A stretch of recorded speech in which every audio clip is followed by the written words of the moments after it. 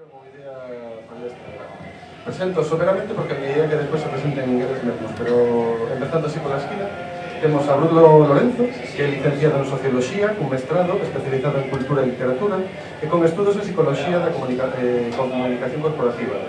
Escribe sobre cómics no seu blog Esperando a Godot, na sección Biblioteca Comiquera da web Vivir na Coruña e no portal Comic Digital. Ao seu lado está Eduardo Maroño, que é licenciado en Dereito e con estudos de Pedagogía. Dende 2005 escribe sobre cómics no seu blog Un ollo de vidro. Para a cultura galega escribe a columna Paisaxes de papel. Colabora con distintos medios, particularmente Cuadriños, o blog colectivo do diario digital Praza Pública, dedicado ao cómic, e Galicia Confidencial. A continuación está Octavio Beares, que é licenciado en Xeografía e Historia con especialidade de Historia da Arte, diplomado en Conservación e Restauración de Bens Culturais.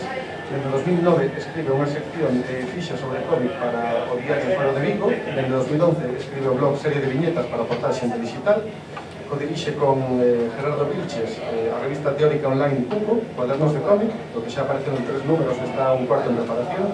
E colaborador de moitos outros medios, Lux, entre eles, e de institucións como o Museo de Pontevedra, na que coordinou unhas charlas en novembro de 2012, na que fixo de comisario dunha exposición sobre cómics de xuño e xullo de 2014.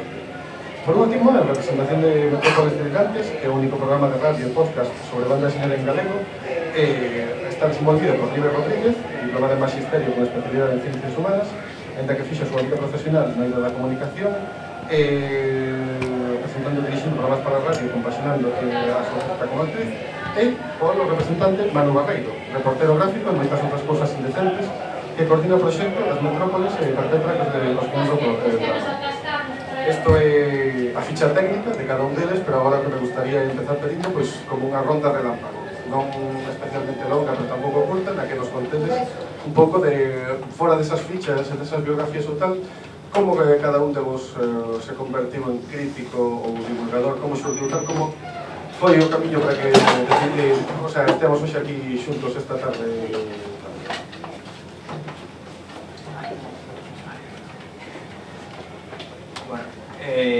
Buenas tardes a todos y muchas gracias a la organización de Autobahn por invitarme, por organizar esta charla, que yo creo que era muy necesaria porque, como bien ha dicho Óscar, somos pocos pero no muy visibles, entonces creo que es necesario que asomemos ahí a cabecita un poco y además explica un poco cuál es nuestra labor, aunque somos todos muy diferentes, pero creo que es algo importante para el propio medio, ¿no?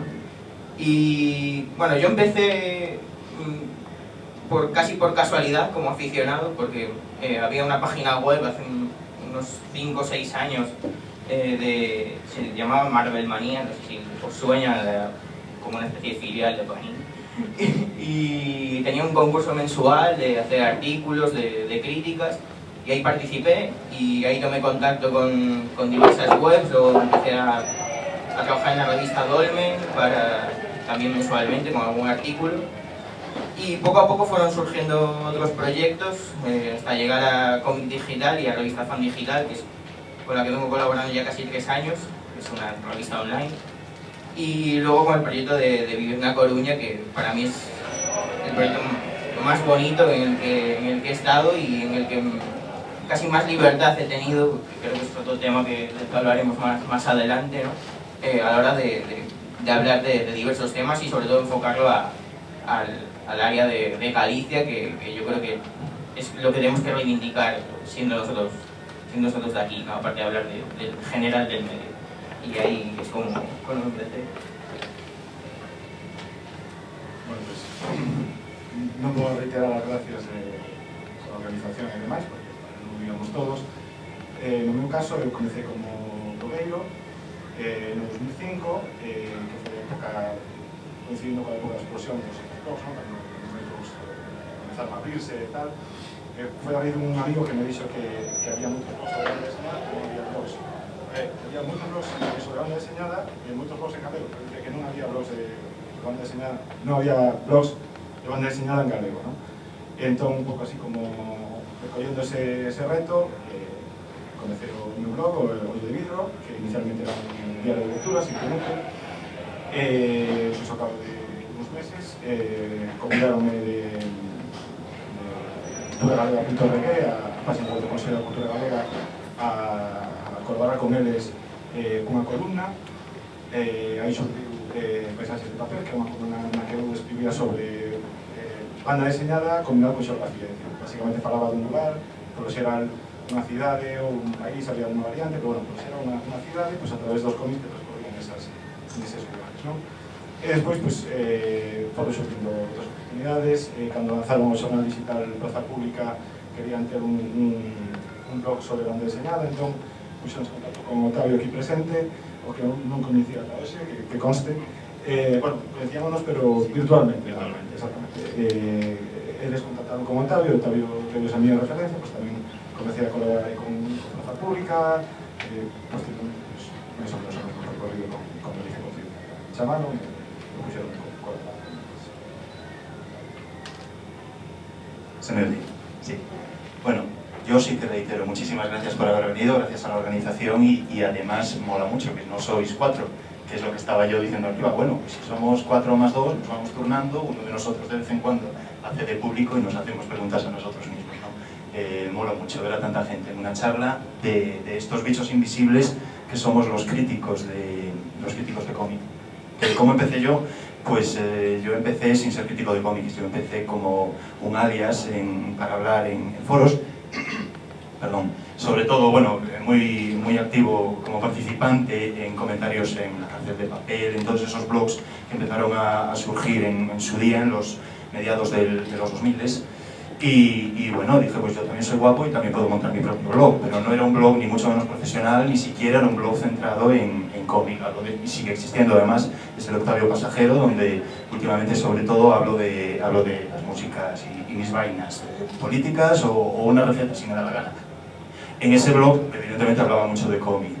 ¿Cuándo dejé de hablar de cómic en ese blog? Cuando se me propone participar con un blog específico sobre cómics, a través del grupo Gente Digital, que es bueno, una suerte de prensa generalista informativa que tiene tropocientos blogs.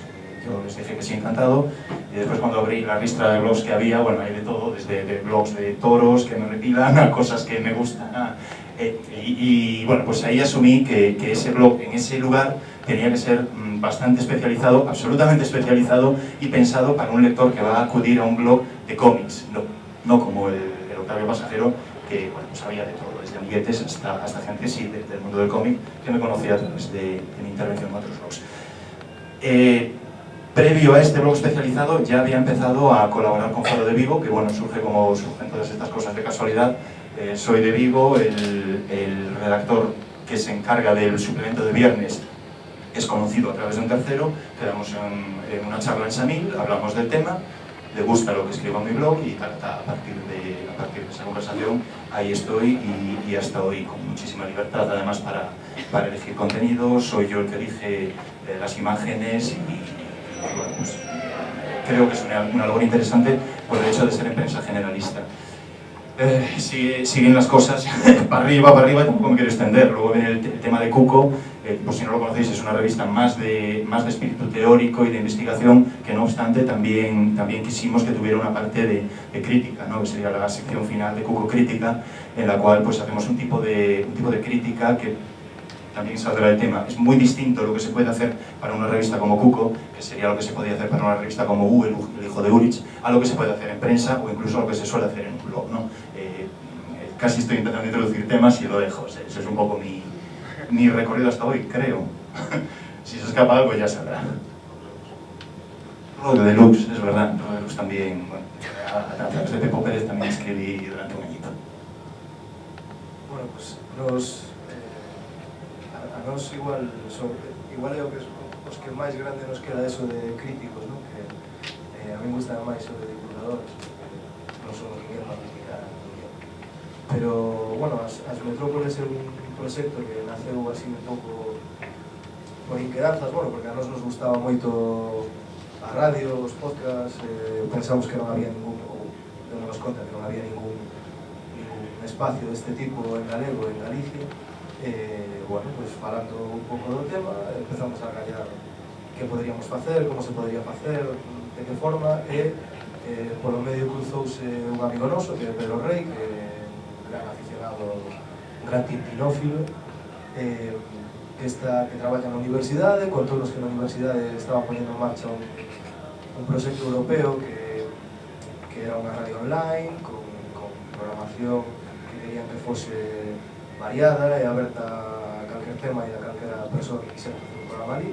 Falamos con eles, cederon o espacio, cederon os estudos, cederon un montón de facilidades para facelo, e a partir de aí, pois, argallamos ese proxecto que xa leva, bueno, empezamos agora o segundo ano, ahora en setembro empezaremos o segundo ano de emisións, e que tamén acompañamos con a página web, na que, bueno, procuramos poñer noticias, procuramos poñer algún artigo tamén, tampouco excesivamente sesudo, que para eso están cosas como Cuco, xente como Octavio, como el, pero cousas así un pouco máis lixeiriñas, pero sí intentar que a BD galega, sobre todo, tamén a de fora, sobre todo a nosa nacional, que teña un espacio propio e que teña unha voz propia. Pois, agora que xa vos coñecemos un pouco mellor, e que vemos que hai certos paralelismos na teoría na carreira da maioría, se empezar con proxectos personais e ir subindo, unha dúbida que eu tiña, ou que xurdiu así nos comentarios previos, cando preparábamos a charla, que requisitos hai que cumprir para que un diga son crítico, ou para que sea recoñecido así polo mundillo ou por tal? Vos tedes relación profesional ou tal con medios, o sea que exercedes así como ese espacio de tal algún de vos, outros siguen sendo proxectos de tal, pero credes que hai algúns requisitos tal, ou vos sentides recoñecidos na etiqueta esta de críticos ou tal, ou ainda é un punto amateur, o que dentro desto da divulgar e falar de cómics ou tal, cal é a vosa postura persoal respecto a esta a figura da crítica de cómico de vos como a críticos? Non sei quen quere.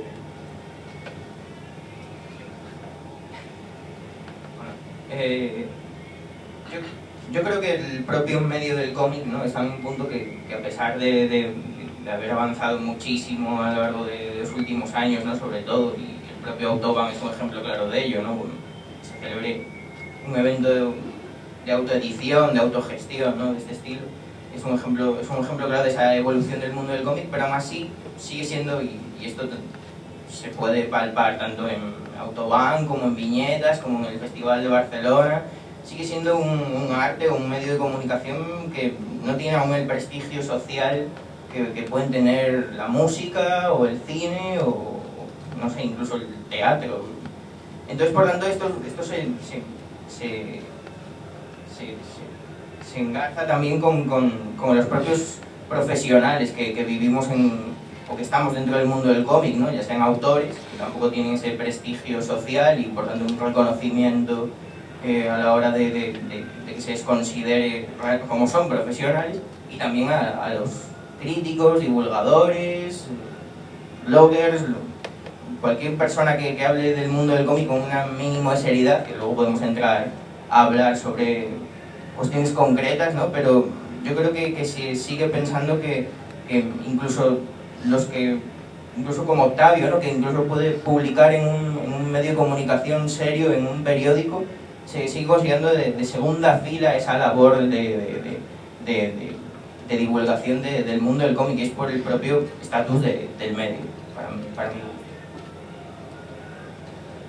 A ver, antes hizo algo de que non se sentía cómodo coa expresión de crítico, ¿no?, que se sentía máis como divulgador, probablemente eu tamén, ¿no?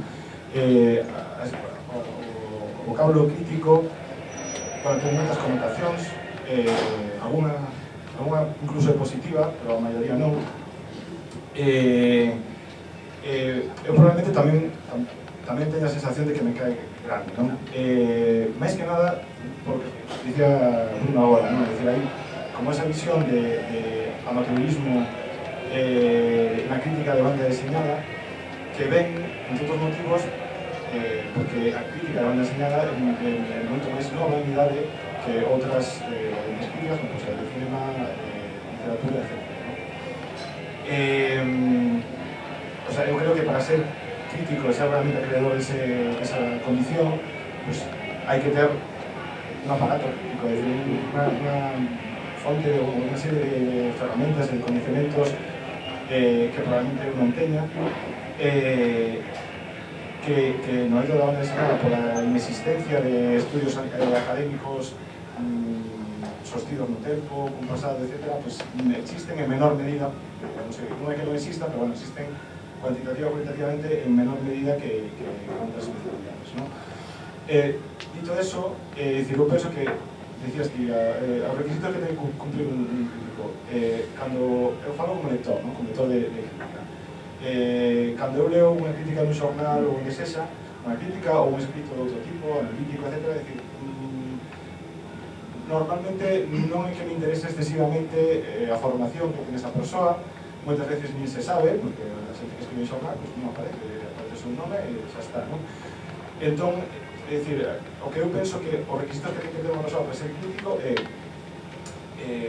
ter unha ollada persoal, é dicir, unha maneira propia de ler os textos, de interpretar os textos, de interpretar películas, música ou o que sexa, de unha maneira persoal de abordarlo e que non diga ou escriba as obviedades que a todos se nos poden ocorrer. Ese sería o requisito imprescindible, o máis importante para mí.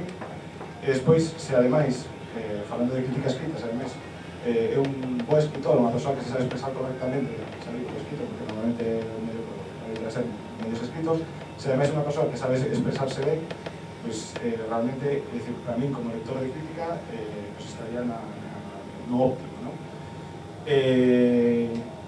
Outro tipo de formación, etc., pues claro, se podría ter, sabemos que hai, digamos, disciplinas que son próximas e que poden axudar, pero non existe unha disciplina específica, non que ser crítico, ni moito menos que ser crítico.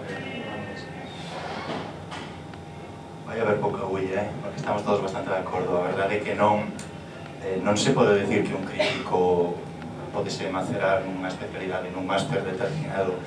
No meu caso particular, sou licenciado en Historia da Arte, por lo tanto, supongo que algo desto se pega, no que é a análise crítica e a análise non só crítica, sino estilística, etc., cando tens que enfrentarte nun exame a unha obra ou a escalera no barroco. Pero realmente eu, por que diría que unha persona pode ser o cal son, aparte do que se dixo, que é moi certo, outra cousa fundamental, dende logo, é que a crítica de cómic existe en España dende fai moito tempo, máis ou menos amateur, pero eu, o que é a miña experiencia vital, é dende os 19 anos que descubrín o primeiro número da revista Crazy Comics, mercaba, teño todos na casa, están todos leídos e subrayados. Logo saiu o Urich, antes de U, el hijo de Urich, salía a revista Urich, da cal eu tive a sorte, porque estando en Santiago, en os anos 80-90, non é como agora, que é fácil atopar un P2P raro de alguén que escaneou, non, tiven sorte, xa nin me lembro como eu os teño na casa, de conseguir un Urich que analizaba o TVO Grendel de Mark Wagner. Despois, cando saiu a revista O Fillo, pues todos.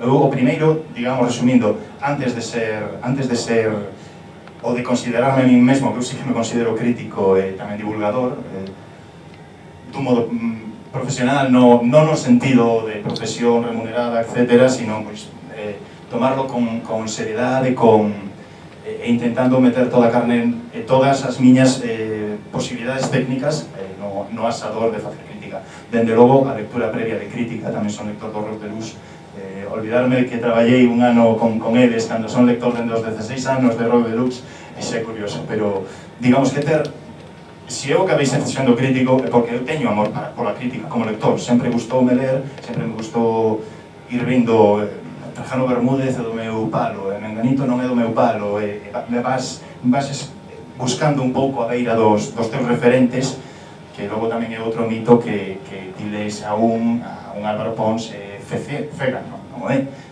Cada quen ten os seus gustos, pero sabes que un Álvaro Pons pode ser máis da túa pel do que pode ser, pois, quen sexa, non? A zona negativa, por exemplo, por decir.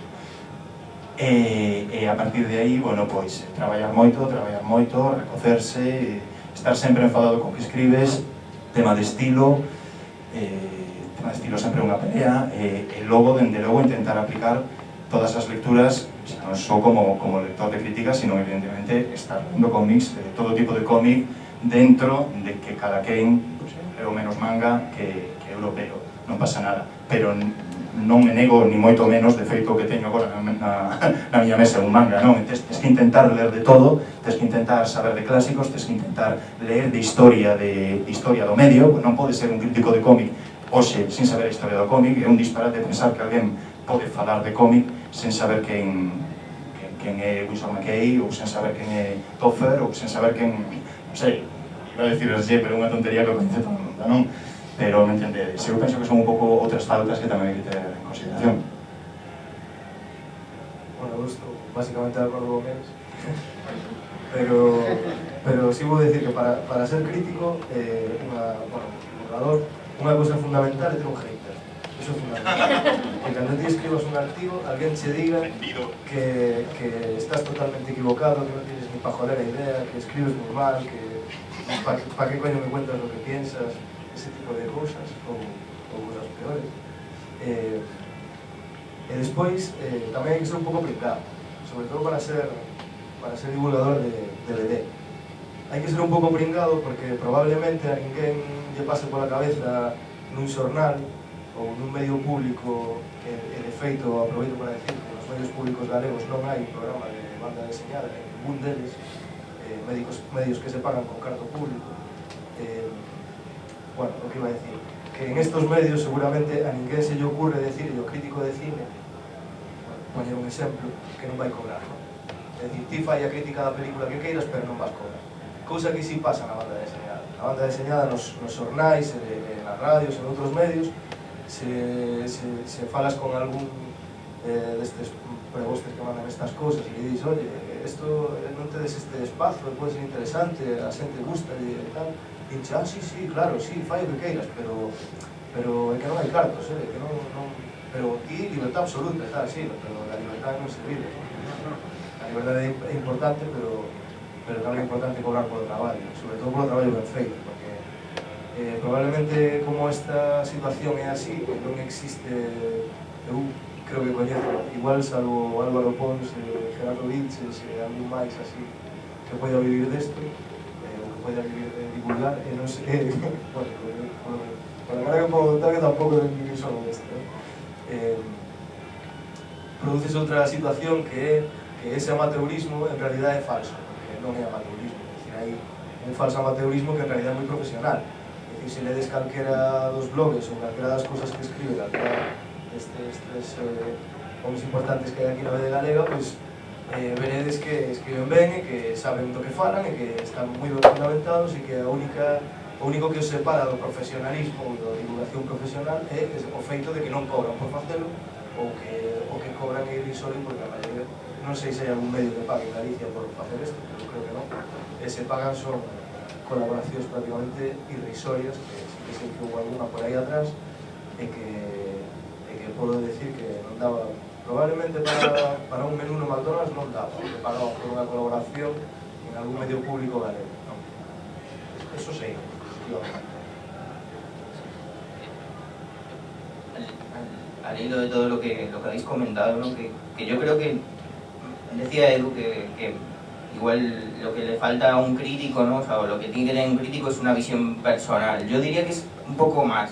Yo diría que es a través de toda esa formación, ¿no? De la que estábamos hablando y de ese estilo y de esos haters que tenemos que tener, es ir un poco más allá incluso de lo que el propio autor está mostrando en la obra, ¿no? Incidir un poco en otros aspectos que yo creo que, por ejemplo, una persona en un comentario en 140 caracteres en Twitter no va a poder poner, o cuando cita al autor y le dice qué bien está genial, me ha encantado leerlo, o le hace una crítica en 3 tweets, 140 por 3 es irrisorio, ¿no? Y yo creo que va más allá, tiene que ser algo pausado, tiene que ser algo con un fondo que incluso yo creo que va más allá de lo que decía Octavio de una formación en el mundo del cómic, sino una formación en la cultura, ¿no? Porque el mundo del cómic, y una vez más Autobahn es un ejemplo de ello, y es transmedia, es transversal, la literatura, el cine, cada vez hay más influencias de todos estos medios,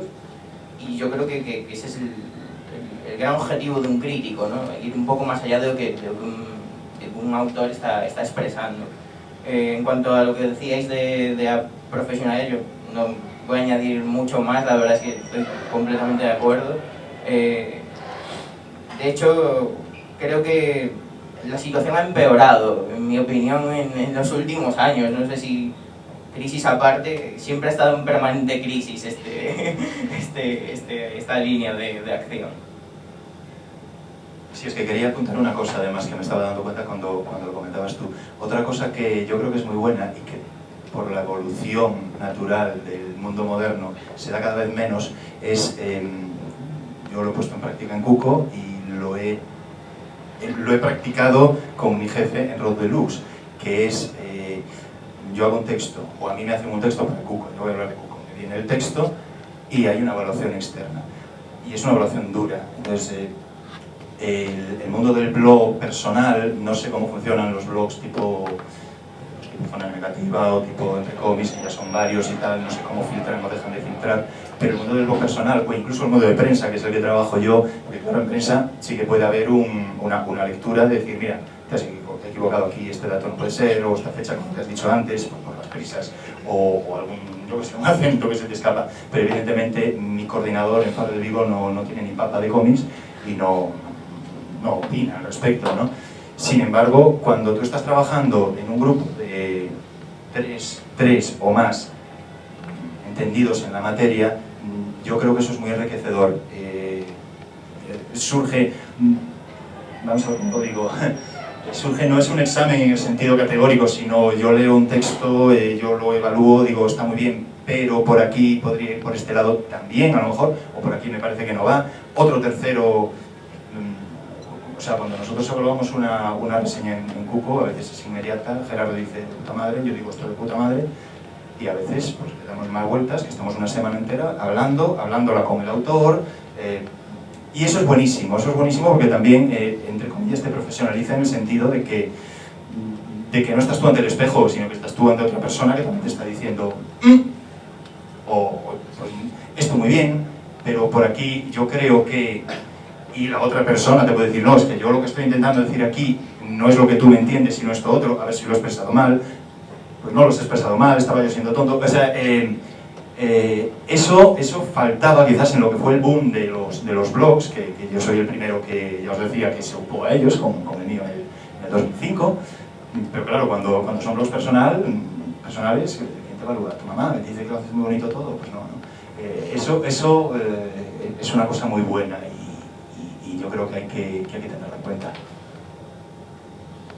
Vale, xa van xurdindo varias ideas ou varios fíos que a mí me gustaría tratar hoxe. Vou intentar encauzarlos porque parece como que vei picoteando e que podía recuperar de calquera deles para plantear outra idea. Por exemplo, unha que se repetiu bastante ata agora é a diferencia entre utilizades as palabras crítico e divulgador, que para mí son diferentes. Tal e como o entendo, un divulgador é alguén que se encarga de facer proselitismo deste medio, de transmitir, comunicar todo o que hai ou tal, mentras que un crítico fai análise, evalúa, separa, ten unha especialidade distinta. O sea, os críticos a veces teñen que falar mal, cando evalúan poden facer, es que o divulgador é máis ben de transmitir as bondades e as cousas de tal, e moitas veces coincidindo na mesma persoa, as mesmas figuras, que fagades crítica ou divulgación. Credes, por exemplo, na crítica negativa, credes que todas as críticas deberían ser sempre mellor non falar das cousas que non merecen a pena e centrarse en divulgar, xa que, como decides, este medio tampouco ten tal?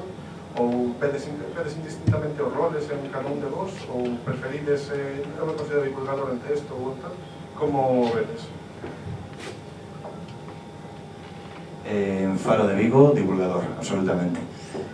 En outros medios podo ser crítico. Sin embargo, tamén é certo que a pena, ou é moi difícil, cando non estás nun medio especializado e periódico e cunha periodicidade forte, non falo dunha cousa como a revista que se fai 2 ao ano, senón revistas como Comic, por exemplo, que é onde eu, dende logo, podería practicar libremente a crítica hasta sangrante, non? Sangrante non, estou falando de broma, pero si negativa, non?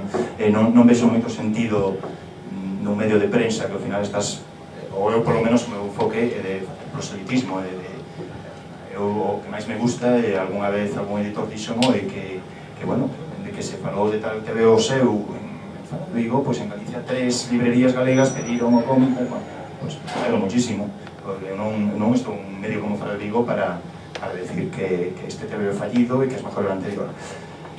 En un medio especializado y con continuidad, yo creo que esa es la clave. O sea, si hay una revista, bueno, mencioné Zona Comics, si hay una revista que es mensual, que todos los meses sale y que todos los meses habla única, exclusivamente de cómics, y la compra es para ver única y exclusivamente de cómics, pues ahí debería poderse permitir uno el lujo de ser crítico en el matiz más severo, ¿no?, de la expresión. Es decir, Nacho, aquí la cagaste.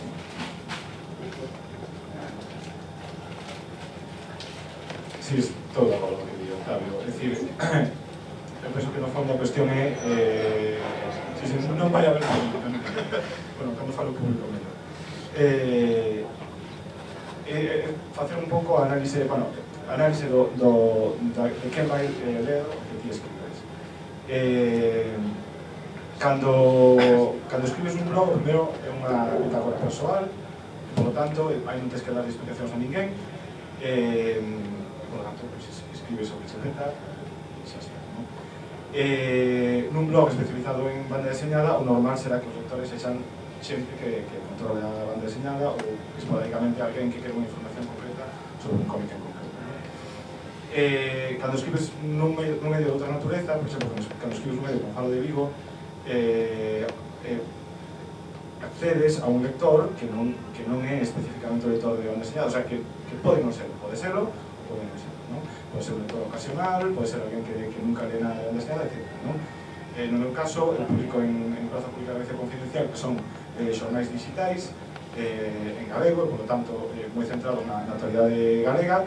Entón, a análise que eu fago é que a xente que vai ler ese o que eu escribo aí, o que sabe publicado neses medios, vai ser un lector evidentemente galego, non necesariamente lector de banda deseñada, e, sobre todo, por exemplo, en Galicia Confidencial, onde aparece no apartado de cultura, pues, unha persoa sí que está interesada no mundo da cultura, noutros eidos, por que non tamén na banda deseñada, non? Entón, sabendo que eu escribo unha frecuencia pues, aproximadamente mensual, a veces menos, pero bueno, a veces máis, e que ese é o meu público potencial, o meu lector potencial, eu prefiro falar en positivo, é dicir, porque unha persoa que non é un lector específico de banda deseñada, eu prefiro falarlle de algo que lle poida interesar e que, na miña perspectiva, pues, poda ser interesante, que lle pode gustar, e que poida facer que lea e que se teña un anaco de disfrute cun cómic. Prefiro iso a non a un lector que, o mellor, non é necesariamente lector de banda deseñada e dicirle isto non paga a pena, non? Porque iso sería, digamos, reincidir na dito iso, é dicir, penso que o problema das críticas son positivas e outro, que o mellor, bueno, non sei, eu vou dicir que o mellor por causa da banda deseñada, quero dicir, sí que vexo que hai unha diferencia moi clara entre a crítica da banda deseñada, por exemplo, a crítica literaria, non? No caso da crítica literaria, na que se publica fundamentalmente en suplementos culturais e demais, na que se publica en xornais, non? Sabemos que na actualidade está moi posta en cuestión por unha situación actual na que temos estes grandes grupos editoriais que, por unha banda, teñen unha empresa que saca un periódico e, por outra banda, teñen unha editorial que edita libros, non? E, casualmente, eses xornais publican críticas sobre eses libros que pertencen aos mesmos. Entón, eso crea aí unha connivencia de intereses que fai que o labor do crítico estea sempre en interdito. E, ademais, sabemos, porque houve casos que saíron a luz, pues que houve conflictos concretos. No caso da banda deseñada, con poucas excepcións, as principais editoriais non están nesa movida. E, por lo tanto, ese problema non existe, non? Existe máis outro tipo de problemas dos que podemos falar preliminarmente, que supoñen que sairán un pouco máis adiante, que é, pues, precisamente, que como un mundo pequeno, que se doado coñecer a xente, e iso pode crear outro tipo de conflictos que leven a ser excesivamente benevolente, etc. Eu penso que non sendo por esa limitación de audiencia que acabo de dicir, non? O público virtual, non sendo por esa cuestión, eu penso que as críticas que teñen que ser honestas, cando hai que falar ben, porque a valoración positiva, pois, de acordo, pero cando hai que falar mal, pois,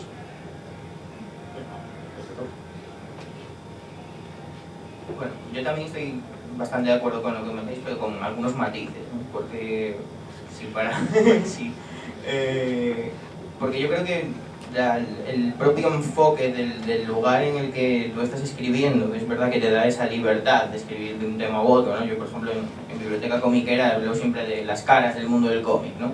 Pues un día hablo de cómic japonés, otro día hablo de cómic europeo, otro norteamericano, así. Y en cómic digital es diferente, porque a mí, por ejemplo, me obligan a poner una nota a un cómic, ¿no? Entonces, eso ya te da esa diferencia, ¿no?, entre la propia crítica y la divulgación. Son esos pequeños matices del propio formato en el que tú estás escribiendo. Pero yo no estoy tan de acuerdo con vosotros en cuanto a que ese enfoque, o sea, yo creo que ese enfoque es correcto en ambos casos, y con esto conecto también lo que decía Octavio de esa revisión previa que puede existir o no. Por ejemplo, yo acepto que exista Cuco y que existan otras revistas de estilo académico, academicista, ¿no? Pero también me gusta que exista esa crítica que va más al pie, ¿no?, del público, ¿no? Como, bueno, tú has citado Zona Negativa, que yo creo que es un ejemplo claro en España de este estilo, y es un estilo muy norteamericano, ¿no? En Estados Unidos, páginas como CBR pagan a los redactores, funciona como una empresa, quiero decir, publican ofertas de trabajo periódicamente para fichar a gente que escriba sobre un tema determinado. Pero tú también sabes que si aceptas esa oferta, el enfoque va a estar dominado por una empresa que hay detrás, que en el caso de CBR es Marvel. Entonces, esa dinámica, esas dos vías, yo creo que pueden convivir perfectamente. Yo no las ataco, no digo que las hayáis atacado. Simplemente creo que es positivo para la propia crítica, que es de lo que estamos hablando aquí, que existan esas dos corrientes y que el público pueda elegir qué es lo que quiere leer en cada momento, ¿no? Porque a lo mejor también el tipo de cómic que estamos analizando no le viene tan bien un tipo de crítica u otro, porque si hay algo en el que se basa el mundo del cómic es esa variedad, y a lo mejor lo que es academicista para unos no lo es para otros, no es tan correcto. A lo mejor tú no puedes decirle a una persona que está en una cola de firmas que croqueta y empanadilla pues le falta, no sé, diálogos mucho más condensados, mucho más profundos, o una perspectiva diferente en el dibujo, ¿no? Creo que quizás ahí es un debate que llevamos enquistado mucho tiempo, que no creo que vayamos a solucionar aquí tampoco, pero creo que está muy relacionado con ese enfoque y esa libertad que podemos tener en cada momento. ¿Cómo se dice? ¿Por alusiones? No, que tienes razón, o sea, hay de todo, y hay modos y lugares distintos y formas distintas en las que escribir. Ahora, lo que sí reitero, es bueno que haya el contraste, es una cosa muy buena y muy enriquecedora. Una anécdota: cuando nosotros empezamos Cuco, gente de la revista Google y Jodorich, hablando con Gerardo, decía: caña a 1000. No os podéis imaginar, entre nosotros, que éramos un grupo de 10 amigos todos de Madrid, la caña que nos dábamos. Quiero decir, que tengas como escritor crítico, que tengas la oportunidad, porque no lo ve mal, que tengas la oportunidad de que un tercero en tu línea, o en línea superior, yo considero en línea superior a un Pepo Pérez, y mucho más cuando trabajaba con él, que pueda haber un debate con respecto a tu trabajo, es sano, es bueno y es enriquecedor. Si no lo tienes, bueno, pues tampoco pasa nada, porque puedes ser un excelente crítico, eso está claro, ¿no? los hay, además.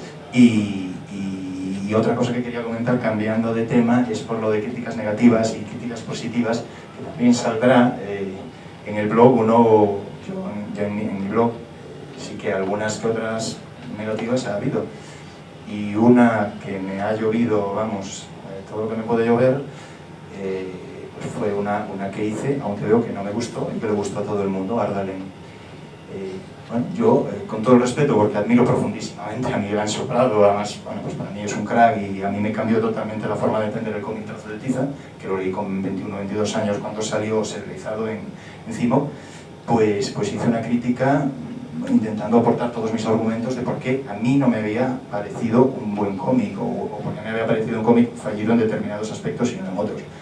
¿no? El resultado en los debates se puede buscar, es que soy un vendido, que como se nota que gusta Stiberri, que está ahí el salón, que tienes a tus amiguitos que... Nadie dijo David Rubin, pero era lo que estaban hablando, y yo qué lo voy a hacer si a mí me encanta cada cómic que saca David Rubin, es que no tiene nada que ver, ¿no? Y ojalá el nuevo que vaya a hacer Parado, que el tema me apetece muchísimo, pues me encante. Lo de la crítica positiva negativa es un tema que va a salir y que creo que tiene mucho jugo, ¿no? Nada más. Bueno, eu quero decir que a mí os críticos sí que me parecen unos pajilleros de cuidado, básicamente.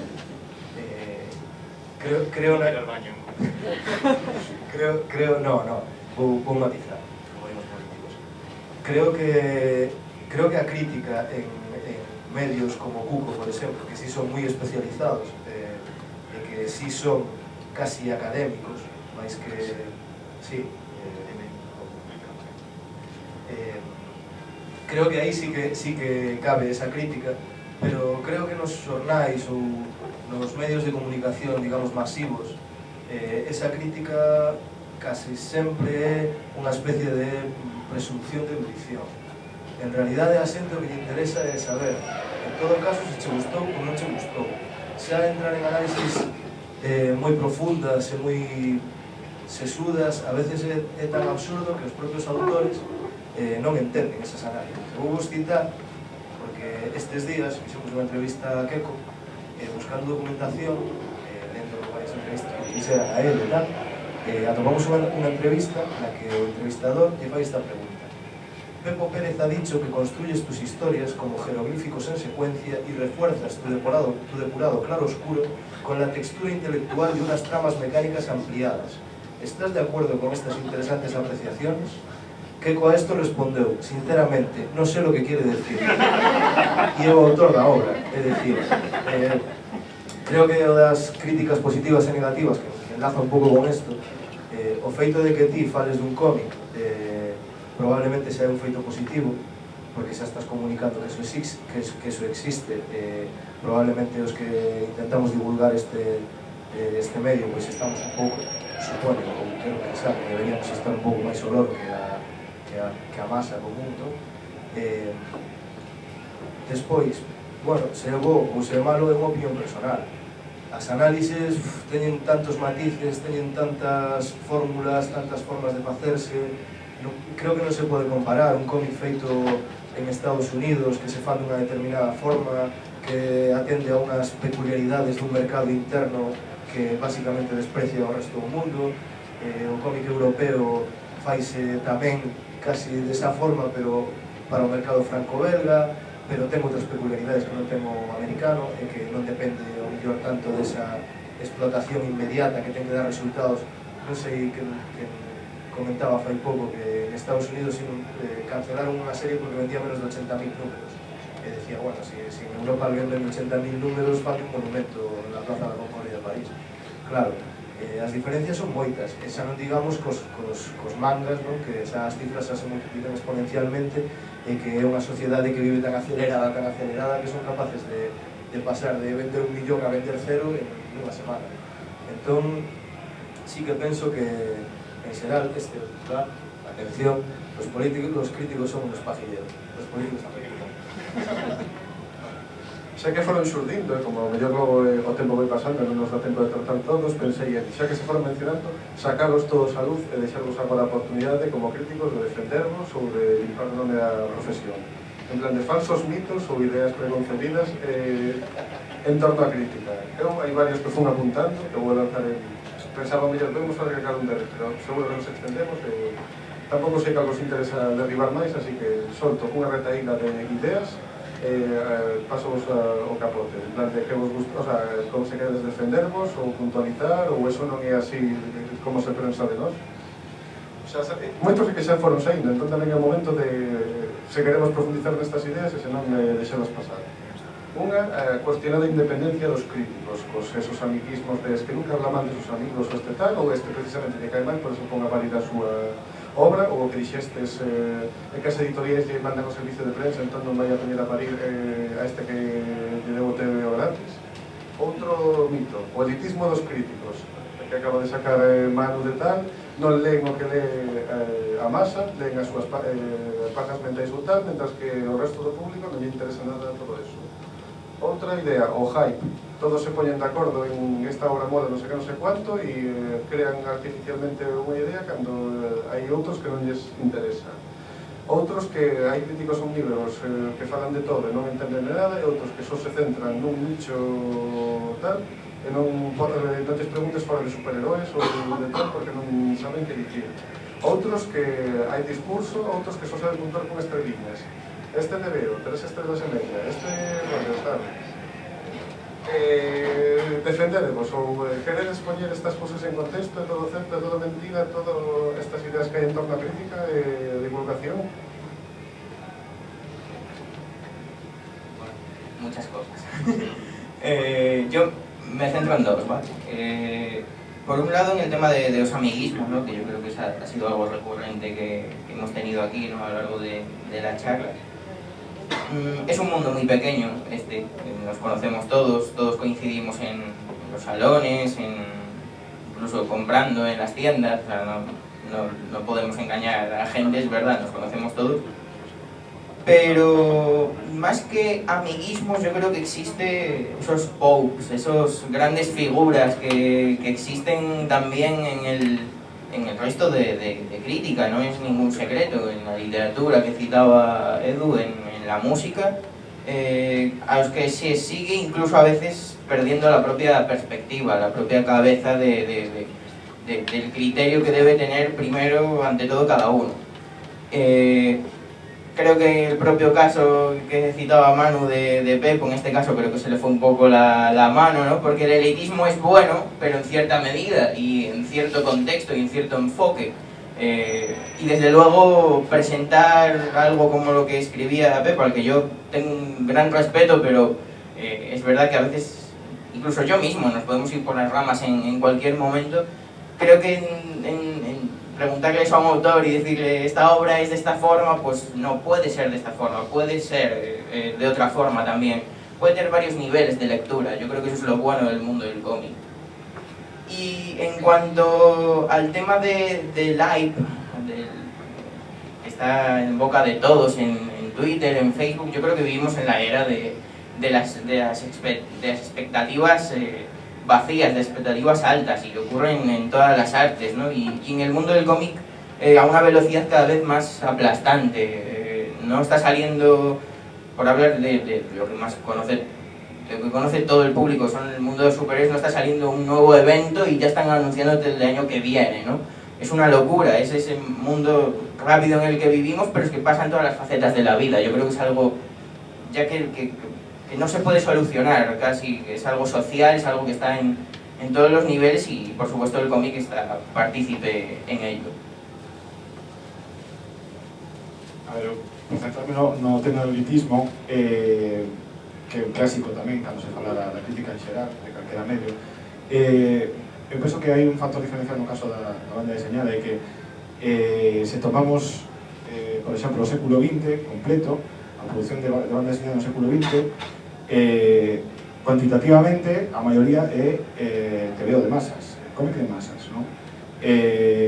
O que se publicaba en xornais, os cómics en grapas que se venderon durante a maior parte do século XX, e só na segunda metade, cando comeza a xurdir banda deseñada con outras pretensións, pois contraculturais, pretensións artísticas, etc. Non? E máis vai de menos a máis, non? É dicir, comeza sendo algo pequeno, puntual, e vai medrando, etc. Non? Agora a situación, é certo que xa é outra, pero bueno, estamos falando, digamos, da historia da banda deseñada, e figuras absolutamente centrais do cómic que calquera persoa que queira facer crítica ten que coñecer, que ten que formar parte, digamos, da súa formación como lector, son autores que en toda a súa carreira o que fixeron foi exclusivamente ou maioritariamente TVO comercial, TVO de masas, non? Pois, todos os grandes do cómic de prensa norteamericano, Harold Foster, Alex Raymond, etc., Seagar, etc., xente como Tintín, o sea, en Europa, Goscinny, Franquin, etc., Mafalda, todo eso é TVO popular. Por lo tanto, o crítico de cómic ten que estar moi familiarizado co TVO de masas, co TVO comercial, e digamos que tivo que aprender necesariamente a valorar ese cómic comercial, ¿no? Bueno, estuve empleando termos como comercial de masas, pero bueno, penso que nos entendemos, non? Que non é un cómic, moito desa xente non traballaba con ciencia persoal de ser artista, pensamos en toda a xente da escola bruguera española, non? Esa xente eran auténticos currantes, profesionais, moitas veces, xa digo, non tiñan nin idea, o sea, non reclamaban para sí a condición de artistas que agora sí que se les reconoce, non? Entón, o que quero dicir é que eu penso que non se pode ser crítico de banda deseñada sen valorar o TVO de masas, non? Non quero estender demasiado, pero bueno, curiosamente, cando se produciu o boom do cómic adulto en España e nos 80 e tal, sí que houve un movimento crítico que sí que era bueno, ese boom que surdiron unha serie de autores que querían facer un cómic distinto, máis orientado a un lector adulto, pues, muy experimental, normalista, etc. ¿no? E sí que houve un movimento crítico que sí que era sí que se percibía, ¿no? un certo elitismo, se percibía a veces moi claramente, ¿no? a tal punto de que o termo dicir cómic infantil era pexorativo, é dicir, eran malos un cómic infantil. ¿no? Eu penso que hoxe todos estamos de acordo en que un cómic infantil non é malo, é seu. Pode ser bo, malo, que é infantil, que é algo distinto. ¿no? Por lo tanto, penso que o crítico da honestidade ten que saber valorar o cómic comercial. Despois, que haxa certo tipo de lectores que consideren o que decíamos, ¿no? que os críticos sempre ponderan un perfil de obras non outras, bueno, pues eso, hai outras que sempre aparecen mal valoradas cando realmente pues, son moi seguidas, teñen moitos seguidores, etc. Eso é un pouco moneda frecuente en todos os medios, ¿no? Tamén iso conecta co que falábamos aquí antes de que hai distintos tipos de crítica, hai distintos niveis de análise, simplemente son distintos, e o que buscan é un perfil de lector distinto. Cando Octavio lanza Cuaderno de cómic, un pouco, a ver, non sei como, non? Cando lanza un pouco, lembro que o que promocionalmente dicía era eso, que non había un medio semellante na actualidade, non, prácticamente, non, podía haber algo aí esporádicamente, pero non, un medio tal, eso, digamos, un medio desas características reclama un perfil de lector determinado, non? Mientras que as páxinas web que mencionaste aquí, Zona Negativa, o propio Zona Cómic, etc., pues, busca outro perfil de lector. Eu me diría unha cousa, que se carga a mellor só un pouco elitista, ¿no? Pero tamén existe, por parte dos lectores, un perfil de lector que é o que acuñaron como elitismo inverso, é dicir, un perfil de lector que calquera análise que non vaya máis alá da puntuación por estrellas, que vaya un pouco máis alá da puntuación por estrellas, xa lle parece que estás intelectualizando, que estás facendo esa cousa que dicía Manu, etc. ¿no? Entón, bueno, simplemente iso, ¿no? Es decir, hai distintos niveis críticos e hai distintos medios e distintos perfis de lectores.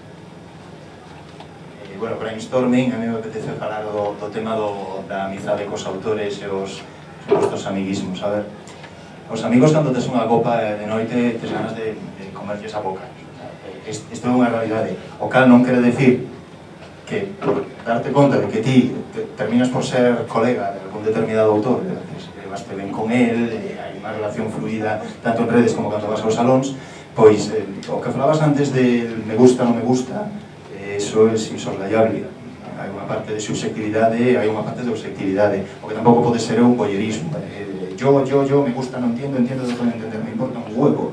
Que entiendas o no entiendas, que te guste, yo, es una parte, no me la escondas porque serás falso, pero eso tiene que ir andamiado también, desde mi punto de vista, con una subjetividad, a la hora de hacer crítica, por lo menos, con una subjetividad, con una objetividad e intentarla andamiar lo más fuerte que puedas, ¿no? Es parte de mi trabajo como crítico, que es lo que intento generalmente. Entonces, generalmente, pues evidentemente cuando un autor que te gusta, yo no me he encontrado en el caso de que un autor que me guste personalmente, que un autor que me guste desde hace tiempo, de pronto hago una obra que yo digo, hostia, que mojón, y aún encima es amigo. Pues la verdad es que no me ha sucedido, sí que me ha sucedido pues que de pronto en una última obra hay un cambio de estilo y choca, o hay algo que a mí me china, porque las cosas tampoco son negras blancas, es que a lo mejor un TVO lo ves cojonudo, pam, pum, pero determinados diálogos te parecen un poco melindrosos, o determinados voces en off un poco, y bueno, pues las señalas, ¿por qué no? Pues además, lo hablaba el otro día con otro colega con respecto a una crítica quizás un poco a alguien que no conocía y que conocí. Ponía bien, me gustaba el TVO, pero le encontraba una serie de fallos y lo señalé en mi blog, en el blog serie de viñetas, donde digo, un poco más para entendidos de cómic, yo paso de cómic y con periodicidad, entonces ahí es donde a veces digo, por aquí hay fallo, ¿no? Y bueno, pues el autor fue el primero que me dijo, joder, y además es que diste en el clavo, porque es que justo eso es lo que he visto yo. Reflexión, es que los autores, yo tiendo a pensar que lógicamente saben de su trabajo muchísimo más que yo. O sea, yo lo único que hago es enfrentarme a una obra, la leo y como buenamente puedo descifro lo que creo que está bien y lo que creo que está mal, con objetividad, y lo reflejo. El autor es un tío que ha estado trabajando eso como un cosaco, como un negro, y que muchas veces es el primer supercrítico de su propia obra. Entonces también, si por un amiguismo yo voy a estar haciendo así todo el rato, pues también tiendo a pensar que ese autor, el día de mañana, va a decir, bueno, esto es una meculos, vale, de puta madre. Y creo que eso tampoco se debe hacer. Entonces, ni tener, que también puede darse el caso inverso en redes sociales de tener inquina como un autor porque has tenido una determinada discusión, ¿no? Y te dices, bueno, este lo crucificó, no lo vuelvo a leer y tal, pues tampoco, o sea, bueno, hay casos muy conocidos de gente con un carácter muy potente y que hay quien dijo, yo no vuelvo a leer, ya, pues es tonto, porque a ver, Picasso no era precisamente un ángel del Señor, era un cabronazo, ¿no? Y entonces hay que saber valorar lo que crees de la persona, de lo que crees de la obra que hace esa persona, y nada más.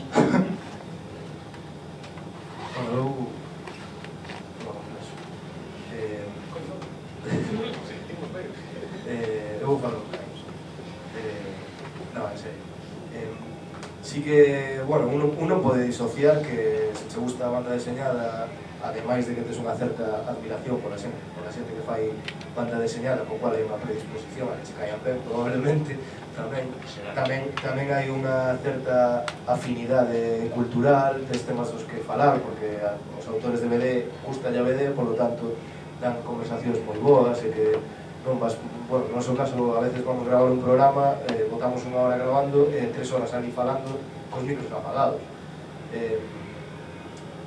De todas formas, eu creo que todos somos maiorciños, non? É dicir, eles fan o traballo o mellor posible, a min dame moito medo, moito respeto, facer críticas negativas tamén porque é moi doado criticar o traballo dos demais, pero non sabes o traballo que hai detrás, nin sabes as peculiaridades, nin sabes como se fixo ese traballo, nin cales son os atrancos, porque tamén os hai, non é tan doado como eu fago un TVO como me dá a gana, edito como me dá a gana, non, aquí hai unha serie de pasos que non sempre controlan de todos os autores. Hai unha editorial, hai un editor, cousas que se deciden, decisións económicas de tipo papel, de tipo tamaños, por exemplo, non? Eu recordo unha polémica co un dos últimos de Rubín, que o Aurora West, que todo o mundo lle criticaba o tamaño, non? Por que o faz tan pequeno? E ele dixo, eso non é cousa miña. Eu fago un TVO como me mando, como me encarga, en todo caso, non? Entón hai unha serie de decisións que tampouco son cousa dos autores. É un pouco injusto xulgar estas cousas, porque, bueno, tampouco é tan doado entenderme, non? Perder, entre comiñas, un ano da túa vida ou 2 anos da túa vida facendo unha obra, para que logo veña un tipo que che diga, no, tío, que ti aquí nesta viñeta esta composición non é boa porque aquí este ángulo de lectura, non sei que, bueno, pois fai un TVO, faino ti, non? Eso tamén é moi... É dicir, hai que poñerse tamén un pouco na pel dos autores. Evidentemente, como divulgadores ou como críticos, sí que temos unha opinión. A min a veces gustame facer a patente, sobre todo as veces negativas, non? As positivas fainas ao mellor máis Nieves ou os libreiros ou a xente que invitamos ao programa, e eu sempre intento decir, pois isto non me gusta, porque claro, porque igual, co cual xa estou contradicindo as miñas, todo isto que vos acabo de decir, porque eu sou unha persona moi contradictoria. Eso me des conta, non? E sí que creo que hai un certo hype, sí que creo que hai unha certa corrente de opinión na crítica. E aquí importa moito que di xente como Gerardo Vilches, como Álvaro Pons, como Octavio Beares, que de repente empezan a falar ben de un tebeo e parece que todo é bo, e ese tebeo xa é bo. A min hai tebeos que non me gustan, e que Álvaro Pons ou Gerardo Vilches ou Octavio, ou, bueno, eu non sei máis nomes tampouco de críticos así, Edu Maroño ou Bruno, di que son magníficos, e que eu con eles coincido un pouco máis, con Álvaro Pons coincido un pouco menos, ou con Pepo Pérez. Hai casos que a mí non me parecen nada, a vos é que sí me parece un hype. Hai un exemplo que para min é moi sangrante, que o meu hater me recorda habitualmente, que é o de Hernández Cava e Seguí, o de Las oscuras manos del olvido, que foi un tebeo do que se falou moito e que todo o mundo puso como que tiña unha gran calidade. A mí parece non me pareceu excesivamente bo. E outro exemplo é As meninas, que se ven gráficamente me parece estupendo, pareceme que o guión, bueno, cosea un pouco, vamos a decir. Son exemplos de hypes. A mí parece un hype, non? Parece que todo o mundo ten que falar ben das meninas porque hai 4 ou 5 persoas que son así un pouco os creadores de opinión que falan ben, e claro, a ver quen lle dedique non a Álvaro Pons, que de repente escribo a Pepo Pérez, que de repente escribe unha cousa desas e eu xa non sabería que responder. A mí pasa como que, tío, non entendo o que queres decir, porque eu son moito máis simple que todo isto. E despois unha cousa que sí quero decir é que é mentira o das copias de prensa, non? Eu non sei se a Álvaro Pons ou a Pepo Pérez lle mandan moitas, a nós non nos mandan casi ninguna. Creo que nun ano a Álvaro Pons le envían prácticamente toda la producción editorial española gratis a su casa. Claro, por eso digo, quero decir, non sei, en ese nivel sí será verdade, pero serán 4 en España, porque ou 5. Creo que los que estamos aquí nos envían. Sí que pasa que ti atopas en un evento destos a los Bravos y dancho cómico, fanzine ou tal. Eso sí pasa. Ahora, que Astiberri che teñan unha lista e che mande todo o que produce, a mí non me pasa. Tienes que ser importante. Supoño que a eles tampouco. A min non me pasa que un editorial me mande o 100% do seu, pero mandanme moito e tamén ás veces pido, cando me interesa moitísimo, penso que pode ser material, non sei, refleta un tema social e tal, non? Os Surcos de Cazar lo pedí e me lo mandaron sin ningún problema. Pero tamén os digo unha cosa, yo en Faro de Vigo escribo de música, e voy a todos os concertos que hai en Vigo, a veces mal que me pese, a todos. Tamén he ido ao Porto, al festival Primavera Sound, tamén he ido a... Bueno, no he ido al Paredes de Coura, ni iré, porque me dio pereza, pero yo como crítico de música voy a todos los conciertos que hay, no os imaginaréis que no va a ninguno. Es parte del trabajo. Entonces, si es algo que está normalizado en música, y es algo que está normalizado en literatura, y es algo que está normalizado en cine, todo el mundo sabe que Bollero va gratis a todos los festivales, lógicamente, ¿por qué no tiene que estar normalizado pues que exista un servicio de prensa, y sé que no es lo que dijiste tú, pero que exista un servicio de prensa en cómics? Bueno, pues es algo que más o menos sí que existe y no pasa nada porque es un quid pro quo. Y además, otro mito es que porque exista un servicio de prensa yo voy a tener que sacar sobre ese cómic y voy a tener que hablar bien de ese cómic. O sea, si un editorial piensa que, mira, Octavio Beares tiene Cuco y tiene una sección periódica en uno de los periódicos de más tirada de Galicia y le vamos a mandar, pues, el último que me han mandado, el Pies Descalzos. Pues hablaré o no hablaré, me gustará o no me gustará. Y ahí entramos otra vez en el debate de antes, ¿no? De dónde hablo bien o mal, de según qué cómics, en según qué medios. O sea, cuando me llega un cómic, no es el caso de Pies Descalzos, que lo estoy leyendo y me parece la leche, no lo había leído, pero si me llega un cómic que no me parece interesante para hablar en Faro, pues os agradezco, pues recibo, no hablo de ese cómic, bueno, pues ya está, no hay ningún problema. Eso no quiere decir que yo no me gaste ni muchas pelas también en comprar cómics que me interesan, pues como todo el mundo, ¿no? Bueno, es un tema así, que la gente le tiene ahí no sé, una inquina extraña, ¿no? Al hecho de que exista servicio de prensa cuando, pues a mí me parece natural. Eu quero decir que eu non estou de acordo contigo. A mí me parece lógico que exista un servicio de prensa. Digo que a mí non me parece lógico que exista un servicio de prensa.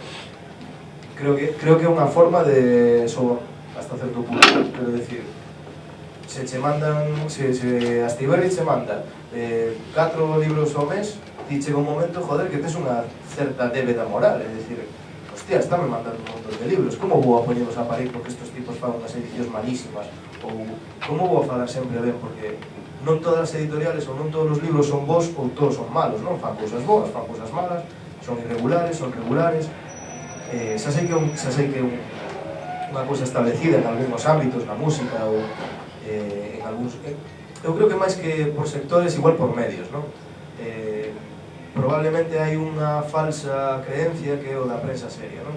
Se ti eres unha cabeceira asentada como Faro de Vigo, vas a decir sempre a verdade, cousa que xa non é verdade, porque o mundo cambiou moito, a veces hai, eu quero pensar que hai moita xente, moitos blogs que traballan e que son moito máis honrados que medios deste tipo que están moi asentados, pero que bueno, todos sabemos que dependen dunhos intereses comerciales, dependen dunhos intereses económicos, entón, en función deso, bueno, contan as cousas así de unha forma máis ou menos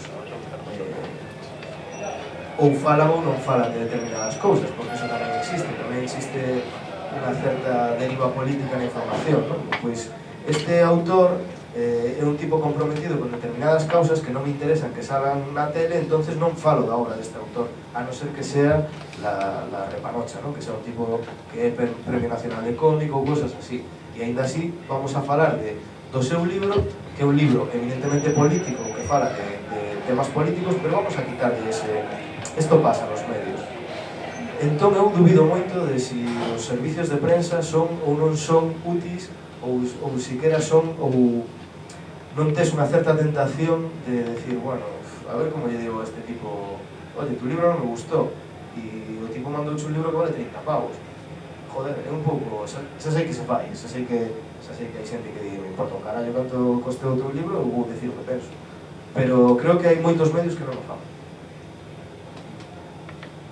A ver, eu quería dicir unha cousa, que falamos de varios temas, pero concretamente de tres, do hype, das amizades e do servicio de prensa, non? E me parece que as tres cuestións poden tratarse igual, é dicir, eu penso que calquera persoa cando escribe nunca non escribe nun lugar absolutamente coas paredes en branco e no vacío, senón que chega aí con un montón de ideas preconcebidas, etc. Non? É dicir, que pode ser por amizade co autor, porque tes, como diste, unha debeda moral co editorial, porque che dio o exemplar en cuestión, porque, porque determinados referentes falaron ben desa obra, e por un montón máis, é dicir, porque eu li a obra previa deste autor e xa me gusta ou non me gusta, porque este xénero me gusta máis ou menos, etc. Porque, non sei, a ver, porque non coñezo o autor, pero li moitas entrevistas, entón fulano me cae mal, etc. Non? Se a pregunta é, todo iso influe no que un crítico escribe? Eu supoño que sí, eu creo que sí. É dicir, eu creo que forma parte do conxunto de ideas e do conxunto de ideas preconcebidas que ten e que ten que xestionar a hora de escribir unha obra, non? Mentre o crítico sexa honesto, é dicir, eso non ten que ser un problema. O problema é cando tires unha obra e por algún motivo destes chegas a unha conclusión e o que escribes non coincide con a tua conclusión. Ese aí é onde empeza o problema, non? Ahora, que sexa unha influencia, que teña algo que bueno, sí que inflúa na túa percepción da obra, penso que eso é inevitable. É dicir, críticos non penso que sexan persoas especiales neste sentido, non? Que coñecer a unha persoa que esa persoa sexa autora e despois tiras tal, evidentemente, sí que na túa percepción ten que influir, non? Eu non, posiblemente. Quería decir el hilo de decía Manu, de soborno. Yo me he sentido así en algún momento, porque puedo contarlo porque en Comin Digital a veces es verdad, las editoras enviaban y siguen enviando de vez en cuando algún lote, ¿no? de productos y demás, y yo me sentía en la obligación, igual es un tema también de personal, ¿no? Y creo que nos pasa, por mi experiencia tanto con otros especialistas, nos pasa también, creo que somos muy obsesivos, tenemos que llevarlo todo al controlado, ¿no? Y queremos hacerlo todo bien, y creo que nos sentimos en la obligación moral, lo que decía Manu, de contestar, de decir algo, ya sea bueno o malo. A veces el resultado, que es lo que decía Manu, o sea, es lo que decía Edu ahora, la valoración final pues quedaba muy floja. Yo me sentía súper sobornado porque no me apetecía hablar de esa obra o de ese producto y tenía que hacerlo por una cuestión que va por encima de mí. Y que es un poco lo que comentábamos antes de los autores, que a veces no controlan las cosas que suceden. Pues yo creo que a nosotros también nos pasan de vez en cuando cosas parecidas, ¿no? Que nos gustaría hablar de muchas cosas en el momento justo, en el tiempo justo, pero hay otras circunstancias que no acompañan, ¿no? Estoy de acuerdo, es que somos humanos. Entonces al final, si te llevas muy bien con alguien, es lo que decía antes, con 2 copas te lo quieres contar besos, pero tienes que hacer el ejercicio de distanciamiento, ¿no? de objetividad. Y yo desde luego, bueno, lotes no recibo, pero el tema de prensa, bueno, lo veo con naturalidad. Si una cosa no me gusta, lo que hago siempre es acusar recibo. Un mail, bueno, muchas gracias, me ha llegado esto vuestro, sepan que no se ha perdido.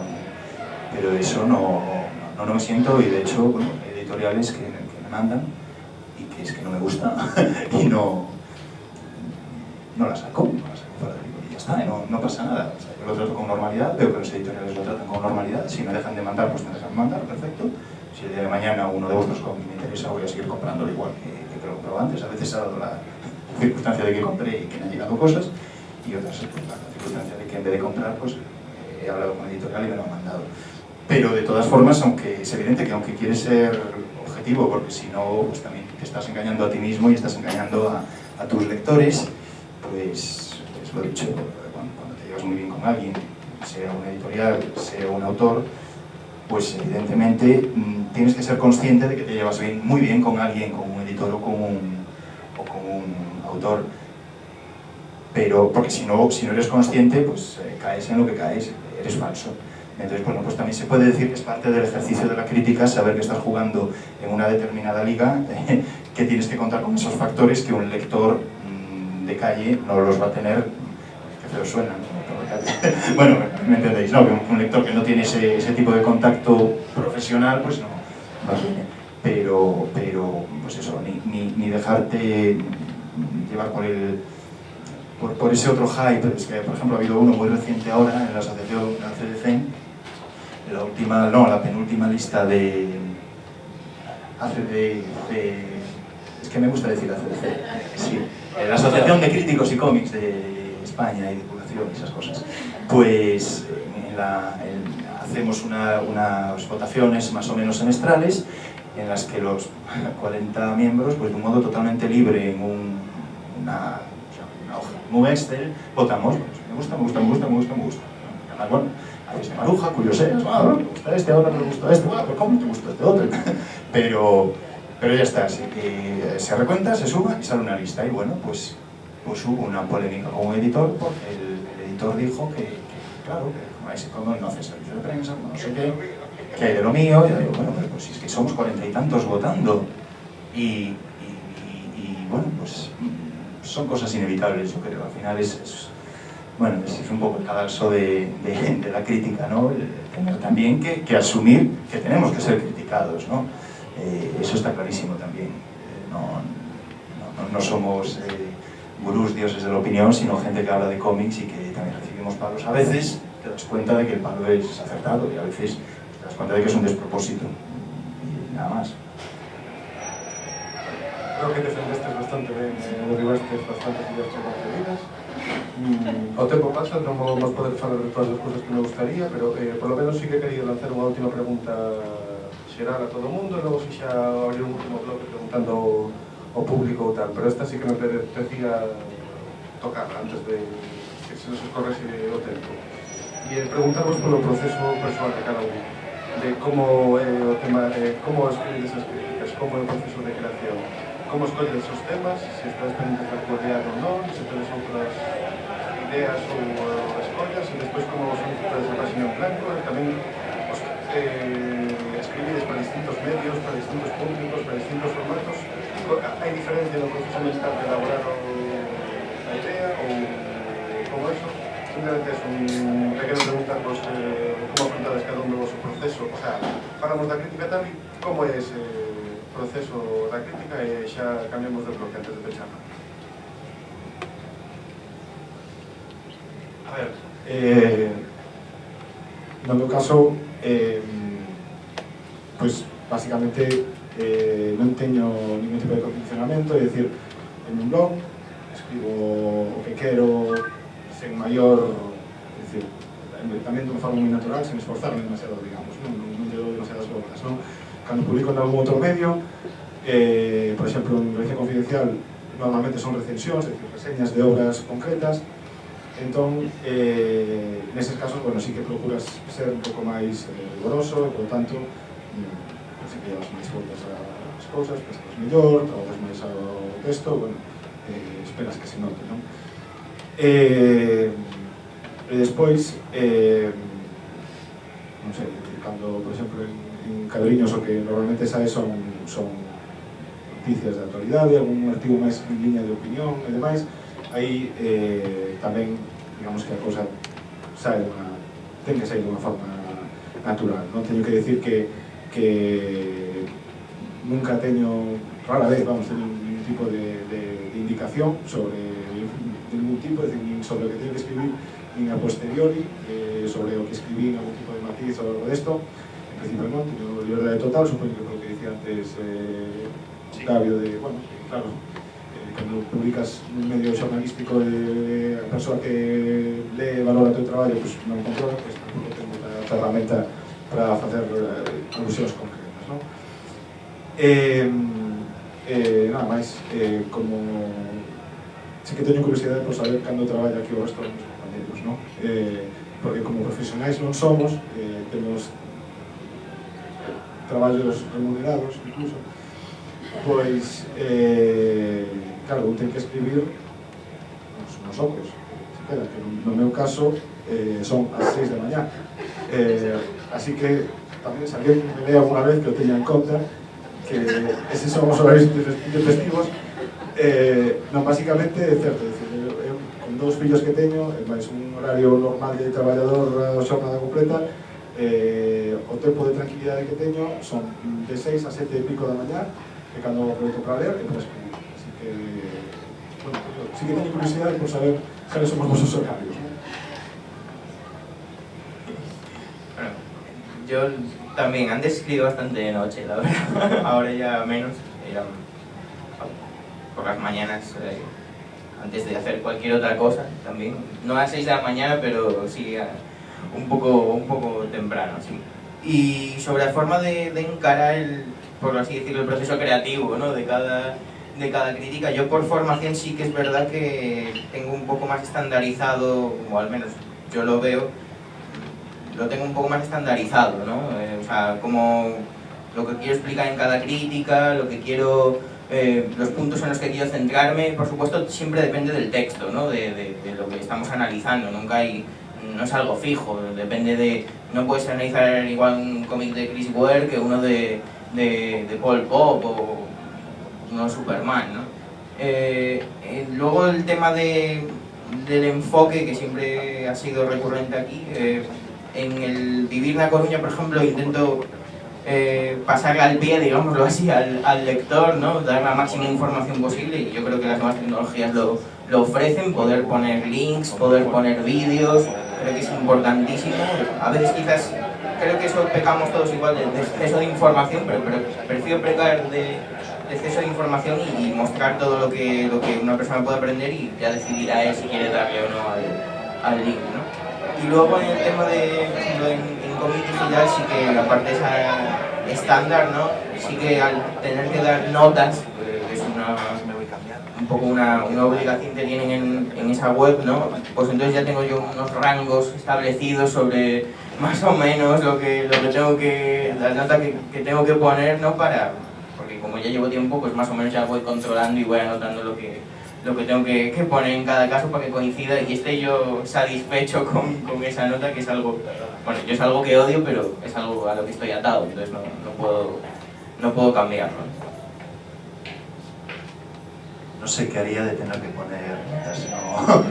Pues es interesante porque es claro, y además es como lo que estás diciendo, que en cierto modo te obliga primero decir, bueno, yo cómo voy a puntuar esto, y en base también a mi puntuación voy a desarrollar mi idea. Es interesante. ¿Cómo escribo? Cuando escribo, debería escribir drogado y olvidarlo, pero la verdad es que yo soy bastante caótico, no tengo mucho método, también mi vida a veces estoy trabajando y a veces no, la restauración es muy loca. Lo que sí, pues por ejemplo para Faro de Vigo, como es cada 15 días algo cosa rara, pues a veces me llaman y me dicen, mira, que este fin de semana, este viernes que viene no, porque tengo una entrevista y se coge tu espacio, ¿vale?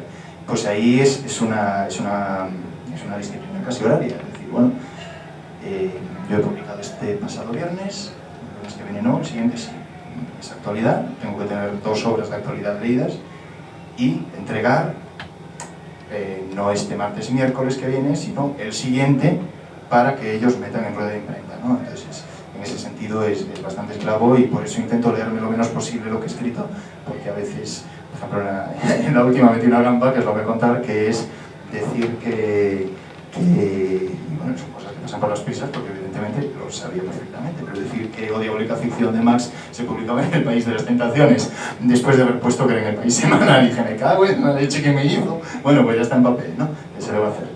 Pero luego para Cuco, para el blog es un proceso totalmente distinto. En Cuco es bastante duro, lo exijo mucho y luego pasa por, como decía antes, pasa por Gerardo, igual que lo de Gerardo pasa por mí, y una crítica en Cuco de 1000 a 2000 palabras, yo suelo tirar más hacia las 2000, me lleva días, no lo hago en una tarde ni en una hora, me lleva días. Y además, el tema del proceso es muy interesante porque, por ejemplo, en prensa tengo muy claro que es un tatetí sota caballo rey, tengo muy claro el público que me lee y las bondades que puede tener con respecto al mundillo del cómic, pues que yo hable en Faro de Vigo, en la comarca en la que hay 3 o 4 librerías cerca de sus lectores, pues de un cómic que sería de Paco Roca, ¿no? Pues con un poquito de enfoque de incidencia social, de los temas, ¿no? Y no meterme en zarandajas raras de, pues, yo que sé, de estilos o de páginas y de 8x2 o por lo que sea, ¿no? O diagramaciones, ¿no? Intento ir a cosas muy llanas. Y en Cuco lo que me pasa, que ya digo son textos bastante más sudados, es que muchas veces, bueno, en Cuco, Gerardo y yo creamos una lista de obras que transmitimos luego a nuestros colaboradores, nosotros 2 incluidos, para que cada uno elija la que quiera. Suelen sobrar como 15 o 20. Y de todas formas, pues cada cual también puede decir, oye, pues a mí me interesaba hablar de esto, bueno, lo hablamos, tenemos igual. Y yo me cojo un cómic que me interesa, y digo, tal, pues a mí me moló mucho el de Burroughs, me lo quedo, vale, me lo quedo. Y sé que dentro de 4 meses lo tengo que tener hecho. Y entonces empiezo, Dios mío, ¿y yo qué cojones hago ahora con esto? ¿Por dónde enfoco? ¿Cómo hago algo? Porque lo que no me interesa para un texto de análisis, o que intenta ser de análisis, es simplemente, pues escribir que va de esto y soltar los 4 clichés de Burroughs que conoce todo el mundo y punto pelota, ¿no? Bueno, para eso que se cojan cualquier buen texto en un periódico y tiene que soltar una chispa. No sé, en el caso de Burroughs, por ejemplo, ya que estoy con él, pues me acuerdo que saltó, y lo que hablábamos antes de formación, que Burroughs metía una supuesta foto de una de los personajes, pues que era un cuadro. Joder, yo esto lo he visto, esto es un cuadro renacentista. Entonces me volví loco, cogí mis enciclopedias de historia del arte, pim pam, te la encontré.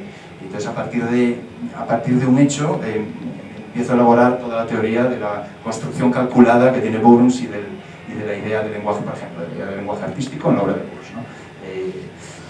En otros medios, y luego por ejemplo en lo que son los blogs ya escribo lo que quiera, como quiera, es mi blog, aunque sea profesional y sobre cómics, pues lo considero muy personal, a veces critico, a veces suelto paridas y tal. Es lo que hablábamos también, ¿no? Como distintos medios lo enfocas de un modo completamente distinto. O sea que donde más me divierto es en mi blog. Bueno, nos, como non escribimos críticas ou uso, ni moitas recensións, ni nada, sino que facemos un programa de radio que basicamente é entrevistas, ainda que hai un espacio no que recomendamos unha banda deseñada que para nós é imprescindible, que non sempre é de actualidade. As entrevistas normalmente sí que son de actualidade ou de xente que se non acaba de sacar libros sí que o sacou nun prazo relativamente próximo e que nos interesa. Intentamos alternar autores galegos con autores con autores españoles ou internacionales se pescamos algún, que tamén é máis difícil. Sempre intentamos primar un pouco o que pasa en Galicia e o que se está cocendo en Galicia, e o proceso é un pouco caótico porque somos xente un pouco caótica. Entón, como facemos un programa cada 15 días, o programa normalmente grabase un venres, colgas en internet o luns. Cando salimos de gravar un programa, normalmente xa vamos falando, non? Bueno, o seguinte que facemos, hai que empezar a pensar, hai que, a ver, a quen gustaríamos pillar a este, tal, a veces é imposible, porque non están, porque están de viaxe os autores, porque non poden, porque teñen un compromiso, porque ese horario é difícil. Bueno, poñerse en contacto con eles, a veces é complicado poñerse en contacto cos autores ou intentar cuadrar as sendas ou tal. Que suele pasar? Que temos moito tempo, non? Hai 15 días hasta a seguinte grabación. Bueno, pues, como xa esperades, non facemos nada hasta 3 días antes. Entonces, o mércoles desa semana volvemos todos e pasamos todo o día pensando, joder, que poñerse, que facerlo tal, pero chama, pero tal, pero cual, y entonces... No me hace. Bueno, sí, No me hace. sí, sempre No me hace. Sempre así. No, sí. O cual... Facemos as entrevistas en 3 días, non? Ti pensas que aquí o Teo Beares, o Edu ou o Bruno fan as súas críticas en 2 semanas e nos facemos unha entrevista en un día? No, nos leemos os libros e damos vueltas ás cousas, pero normalmente é un caos hasta 3 días antes. 3 días antes empeza a definirse a cousa. Sí, pero bueno, eso temos todo máis ou menos calculado.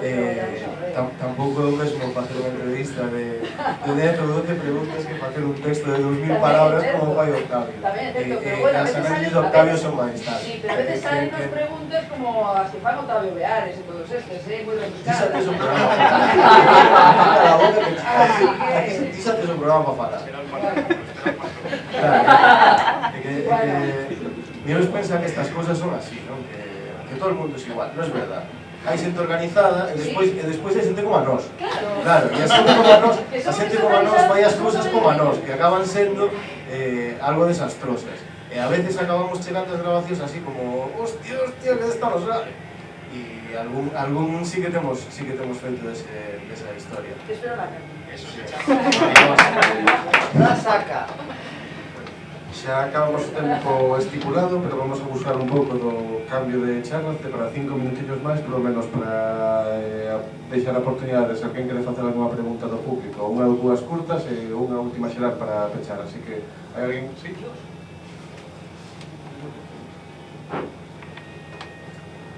A mí só me unha dúbida cando estabades comentando sobre se o cómic infantil é bo ou malo. Creo que no que estamos todos de acordo é que o cómic infantil é caro. Entón, claro, aí o que podemos decir en plan de vos, cando analizades o que a banda deseñada, que o vedes como unha sucesión de composicións de viñetas ou como un produto en páxinas, como un produto, o sea, que contades tamén moito que o peso da edición, o formato, a maneira de editarlo. E despois, tiñas outra segunda cuestión para analizarnos, que como tratades o feito de, para poder divulgar o que todo este mundo da viñeta, o outro troll, non o troll de internet, senón o troll do autor. Ese que está sempre metido nunha cova e que parece como que sacado do estudio un perigo que non se leva ben con dar a cara, con falar en público, con ponerse diante dun micrófono con un programa de radio, ou sacarse unha foto para seguir no xornal. Claro, se o autor non conta a súa parte da historia, só quedades coa metade do proceso de creación da banda deseñada.